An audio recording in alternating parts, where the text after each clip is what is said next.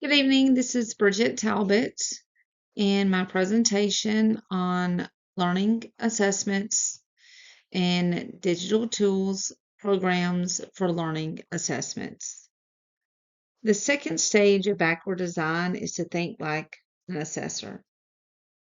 Understanding by Design book written by Wiggins and McTighe say to think like an assessor prior to designing lessons does not come naturally or easily for many teachers. Backward design demands that we can overcome this natural instinct and comfortable habit. In this presentation, the agenda will include what it is to be an assessor, how do we assess, and then a review of a couple of digital tools. What are the three questions that we need to think like an assessor? So the first one would be, what does the learner need to learn? Establish the learning goal for the unit. This unit should be framed around enduring understanding and related essential questions. The second question to ask is, what is proof that the learner achieved the needed results? This is where criteria and rubrics are introduced. This is where the learner demonstrates knowledge by test and any skill performance. This unit proof is gathered over time. Rubrics are a visual representation of standards and criteria to help articulate and communicate concepts of quality. They are a key part of an assessment task. So the third question that we would ask would be, can the learner apply the knowledge by transferring to life? This is where we see if the proof of knowledge lines up with the goal. This unit is about enduring understanding and transfer. GRASP is an acronym created by Wiggins and McTighe, and it is to help educators assess learners. So my example for GRASP is going to be a student in an art exhibit. So we use GRASP models to develop an assessment that demonstrates the real world relevance to your assigned topic, and that will show the transfer of learning. So goal, give the learner the assignment. Example would be create art for a competition. Role, what is the learner's responsibility? The learner's responsibility in this would be to be a student. Audience, establish who the student is targeting, such as a teacher, parents, or peers. So with this example, anyone would be the audience since it is going to be an art exhibit. Situation, what is the challenge for the learner? In this example, I would think the learner has been asked to create a piece of original artwork to enter into an art exhibit. Produce, product, my apologies. Produce the challenge, which would be make the art. Standards, how would the work be assessed? Standards is where rubrics gets introduced. And in this example, the learner would receive a grade possibly, or an award for winning something at the exhibit.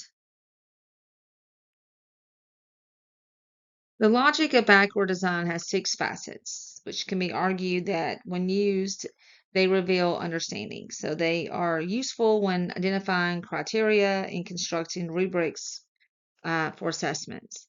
The difference between the 6 facets in Bloom's taxonomy is that each stage is equal and no stage is prioritized over another. The first facet is explanation. The learner should be able to argue their view and explain their big idea in their own words. Number 2, interpretation. Be able to make sense of the material given and offer their own interpretation. Read between the lines when needed. Application. When a learner processes the material, then they can apply the knowledge to real life. Perspective. When the learner can see from a different point of view, make a case for the other side by taking a critical stance. Empathy. The art of appreciating people who think and act different than the learner. Self-knowledge. Self-assess and regularly reflect on the learning one has from the material. There are two broad types of rubrics. There's the analytic. It addresses an assignment with many components and offers a grade. And then holistic, it's brief, generally address fewer components, and does not offer a grade. Rubrics help the teacher to easily explain to the student why they received the grade, and it helps the student accept more responsibility of the final work. So with rubrics, it helps increase the validity of the assignments. And the definition of validity refers to the degree to which evidence and theory support the interpretation of test scores. So rubrics generally has three parts. And the first part is performance criteria. These are the various aspects on which the assignment will be evaluated. They should align with the desired learning outcome for the assignment. Now, the second one is rating scale. This could be a number system, or it could be words like exceeds, meets, or below expectation. And then you have indicators, and these describe the qualities needed to earn a specific rating for each of the performances criteria. The level of detail may vary depending on the assignment and the purpose of the rubric itself. So rubrics, they do take time to develop up front, but they help ensure more consistent assessment, especially when the skills being assessed are more subjective. A well-developed rubric can actually save teachers a lot of time when it comes to grading. What's more, sharing your scoring rubric with students in advance often helps them improve performance. This way, students have a clear picture of what's expected of them and what they need to do to achieve a specific grade or performance rating. I selected Kahoot for my real world example of technology in the classroom because my sister-in-law actually uses it in her classroom, and she showed me how easy the little tests and quizzes and were easy for her to make, and how interactive it was.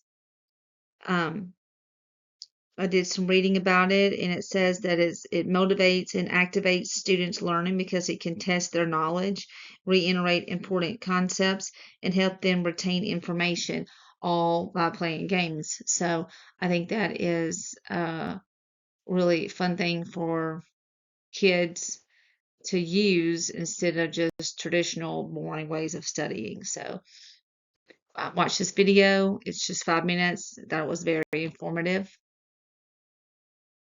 I also chose Class Dojo as another um, program because my little girl is in the third grade. She's 8, and her teacher uses this software. Um, and honestly, I had not ever thought anything about what the teachers have to do to upload all this information into this apps for us parents to stay informed um, until this presentation made me appreciate the teacher even more. And I found this YouTube video to explain um, how you set up the app, how they load the students into it, um, and how they assess and give the points out throughout the day. Very informative. The next slide is just some screenshots of the app on my phone and how we see what the teacher uploads. So on this app, this is 2 screenshots off my phone, and it shows where my little girl can play the video game with her friends. It also shows where she has been awarded points in what they're for, and we talk about them. It's more positive reinforcement at home.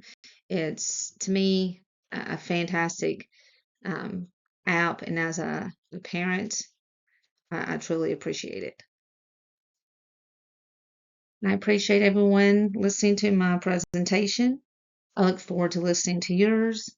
Hope that you have a great weekend. Hope everyone is safe from the hurricane, and go Tigers.